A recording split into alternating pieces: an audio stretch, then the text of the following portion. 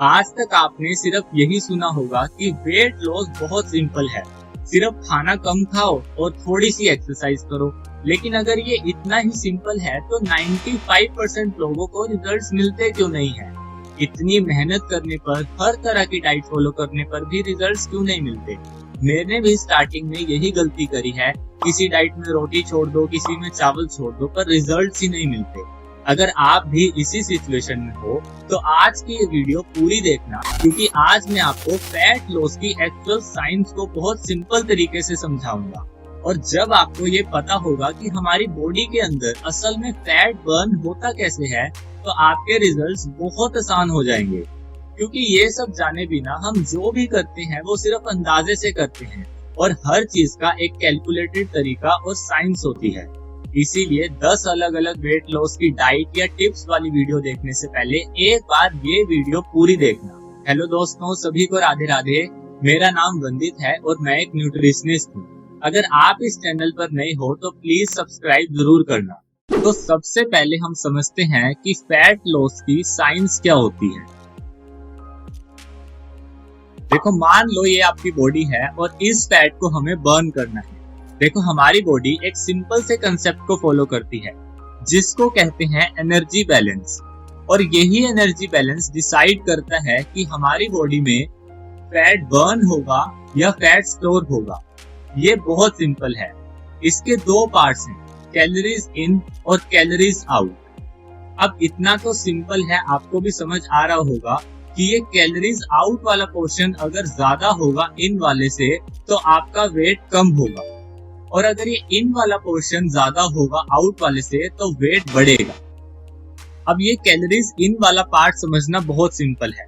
जो भी आप खाना खाते हो या कुछ भी आप पीते हो, तो इनसे जो कैलोरीज आती हैं वो होती हैं कैलोरीज इन।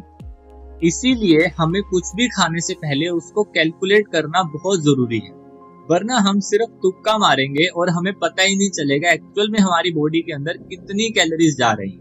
अब हम देखते हैं कैलोरीज आउट वाला पोर्शन। ये थोड़ा सा कॉम्प्लिकेटेड है और सबसे ज्यादा इंपॉर्टेंट है, तो इसको ध्यान से देखो, कैलोरीज आउट हमारी 4 तरीके से होती है। सबसे पहला बीएमआर, मतलब basal metabolic rate. Second NEAT, मतलब नॉन एक्सरसाइज एक्टिविटी थर्मोजेनेसिस।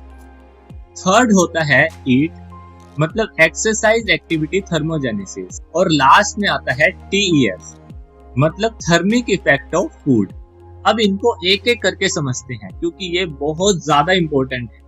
तो बीएमआर हमारी वो कैलोरीज होती हैं जो बॉडी डेली फंक्शन के लिए बर्न करती है, मतलब जो हमारी सर्वाइवल के लिए जरूरी है, जैसे ब्रीदिंग, हार्ट का बीट करना या ब्लड को पंप करना।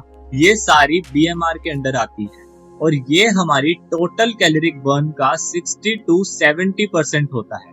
तो आप खुद देखो ये चीज कितनी ज्यादा इंपॉर्टेंट है। इसीलिए जब लोग बोलते हैं कि हमारा वेट नहीं कम हो रहा, हमने सब कुछ खाना छोड़ दिया, उसका यही रीजन होता है कि इतने कम खाने पर आपका मेटाबॉलिज्म स्लो हो जाता है और उससे आपका बीएमआर स्लो हो जाता है। इसीलिए आप ये जो 60 to 70% वाली कैलोरीज है वो बर्न नहीं कर पाते या कम बर्न होती हैं, और आपका वेट लॉस नहीं होता, और ये आपकी हेल्थ के लिए भी बहुत ज्यादा डेंजरस है। सेकंड पे आता है नीड। ये वो कैलोरीज होती हैं जो हम डेली मूवमेंट में बर्न करते हैं एक्सरसाइज के अलावा, मतलब आपका डेली चलना फिरना, ऑफिस में कोई काम करना या घर के जो काम होते हैं, साफ सफाई का काम, ये सब नीड में आता है।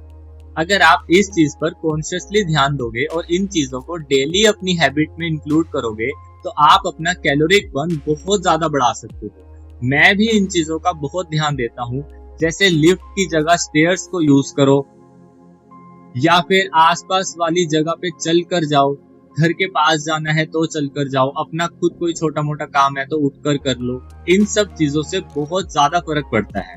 तो थर्ड पर आता है ईट, मतलब एक्सरसाइज के ड्यूरिंग जो हमारी कैलोरिक बर्न होती है, और सबसे ज्यादा ध्यान लोग इसी पर देते हैं। लेकिन ये हमारा डेली कैलोरिक बर्न का सिर्फ 10 से 15% होता है। अब आप खुद सोचो, सिर्फ इस पार्ट पर ध्यान देने से और बाकी के 85% वाले पोर्शन को निगलेक्ट करने से आपको रिजल्ट्स कैसे मिलेंगे? नो डाउट ये बहुत इंपॉर्टेंट है, और आपका वर्कआउट बहुत इंपॉर्टेंट रोल प्ले करता है आपके वेट लॉस में, लेकिन बाकी चीजों पर ध्यान देना भी इक्वली इम्पोर्टेंट है।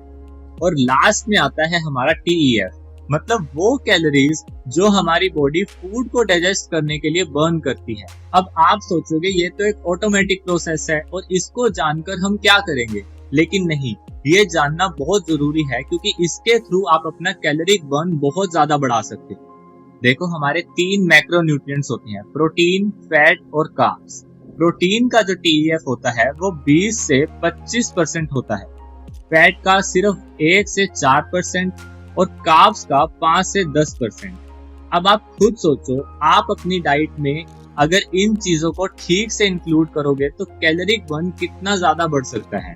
यही रीजन है जब आप एक प्रोफेशनल न्यूट्रिशनिस्ट से अपना डाइट चार्ट बनवाते हो तो आपको रिजल्ट्स मिलते हैं, क्योंकि वो इसी एनर्जी बैलेंस के कंसेप्ट को बहुत अच्छे से यूज करके आपका एक डाइट चार्ट बनाता है। और आज मैं आपको ये सब इसीलिए समझा रहा हूँ ताकि आप ये सब खुद कैलकुलेट कर पाओ और अपनी डाइट में और डेली रूटीन में ऐड कर पाओ।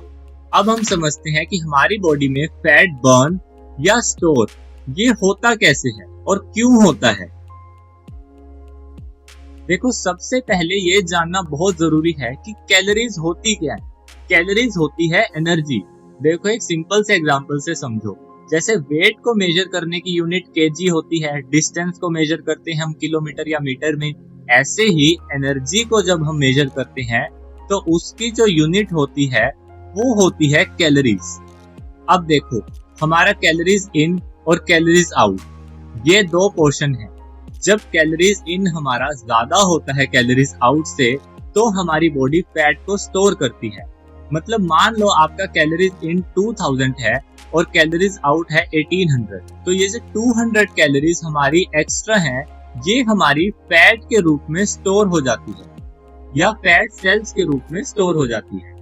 अब मान लो हमारा कैलोरीज आउट था 2000 और इन था 1800, तो अब ये जो 200 का डेफिसिट बचा ये आपका कैलोरीज बर्न करने में हेल्प करता है और ये आता है आपका फैट बर्न करने से। देखो फैट कोई हवा में नहीं उड़ता। जब आप ये 200 कैलोरीज कम ले रहे हो तो बॉडी को तो उतनी ही एनर्जी चाहिए, तो बॉडी को जो ये 200 एनर्जी कम मिल रही है ये बॉडी फैट को एनर्जी में कन्वर्ट करके यूज करेगी। तो फैट हमारा कन्वर्ट होता है एनर्जी में और उससे हमारा फैट एक्चुअल में बर्न होता है। तो ये होती है हमारी एक्चुअल फैट बर्न करने की या स्टोर करने की साइंस। तो आज इस सेशन के बाद हमें एग्जैक्टली पता है कि हम क्या गलतियां कर रहे थे और हमें अब एग्जैक्टली करना क्या है। सबसे पहले तो हमें सिर्फ एक्सरसाइज पर ध्यान नहीं देना। देखो एक्सरसाइज बहुत इंपॉर्टेंट है, लेकिन ये आपकी टोटल कैलोरिक बर्न का सिर्फ 10 से 15% होता है।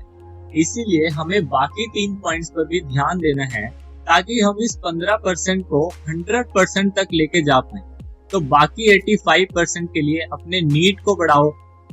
नीड को बढ़ाने के लिए बहुत सिंपल चीजें हैं, स्टेयर्स को यूज करो, आसपास चलकर जाओ, ये छोटी छोटी चीजें ऐड करो। उसके बाद अपनी डाइट को इम्प्रूव करो।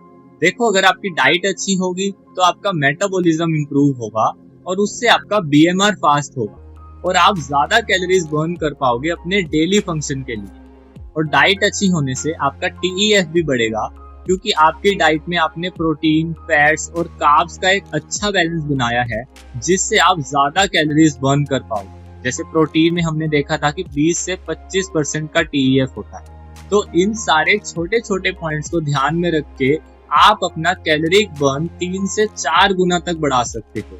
ये ऑलमोस्ट दिन में 4 बार वर्कआउट करने के बराबर है। आप खुद बताओ क्या आप इतनी ज्यादा कैलोरीज सिर्फ एक्सरसाइज से बर्न कर पाते? नहीं, लेकिन अब आप ये कर पाओगे और आप सोचो कि आपके रिजल्ट्स कितने फास्ट हो जाएंगे अगर आप इन सारे पॉइंट्स को ध्यान में रख पाओ।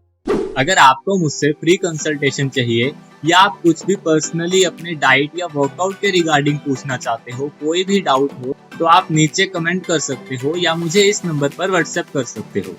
और अगर आपको इन सारे पॉइंट्स को ध्यान में रखते हुए एक प्रॉपर डाइट प्लान चाहिए तो आप ये वाली वीडियो जरूर चेकआउट करना।